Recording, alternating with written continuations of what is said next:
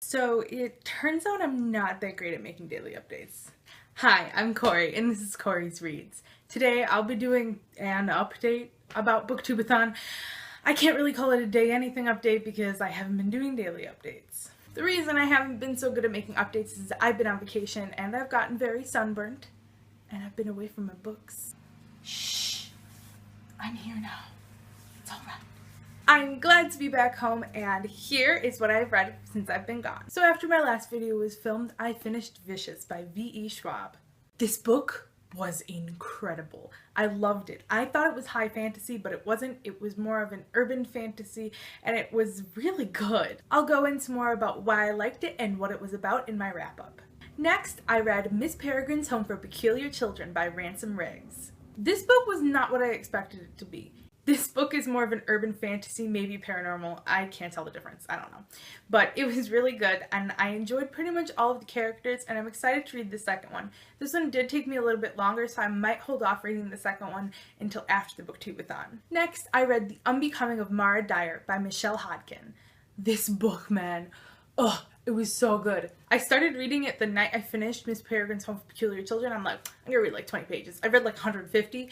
And I couldn't stop, and I read it really quickly the next day, and it was really good. Again, this book was not what I expected.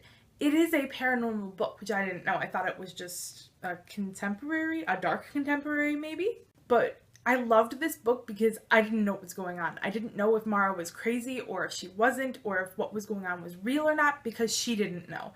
So it was really interesting to read. After I finished The Unbecoming of Dyer, I had to pick up The Evolution of Dyer again by Michelle Hodkin. This book was probably better than the first one. Again, it was amazing. There was twists and turns, and God, the cliffhanger. I need the next book now. No, Isha. Right after I finished The Evolution of Dyer, I picked up The Merciless by Danielle Vega. This book took me like 4 hours to read. It was so quick. It's only like 280 pages. It was so good. I was terrified. It was really good, and I think there's going to be a second one. If so, I'm really excited for it because the way this book ended, I want to know more. I want to know more. This was my first horror book, and it was really good, and I think I might get into more horror because of this book. Read some Stephen King. I actually have an old copy of The Shining that I think I'm going to pick up. After I finished The Merciless, I picked up The Book Thief by Marcus Zusak.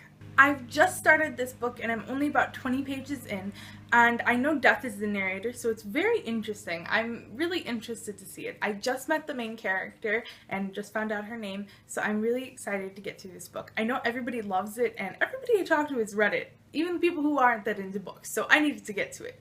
I needed to. So those are all of the books that I have read in the Booktube-a-thon so far. I still have today, tomorrow, and Sunday. However, I won't be making any more update videos after this until my wrap-up, which will be posted on Tuesday. I have an extremely busy weekend, and I will have people over at my house all weekend. I'll be able to read, but I won't be able to film. So I'm hoping to get through The Book Thief and one more book. I'm hoping to finish Hollow City by Ransom Riggs to finish the 7-book challenge.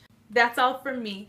I will put links in the description to Ariel Bissett's YouTube, the Booktube-a-thon YouTube, Booktube-a-thon Twitter, and my Goodreads. See you next time. Bye.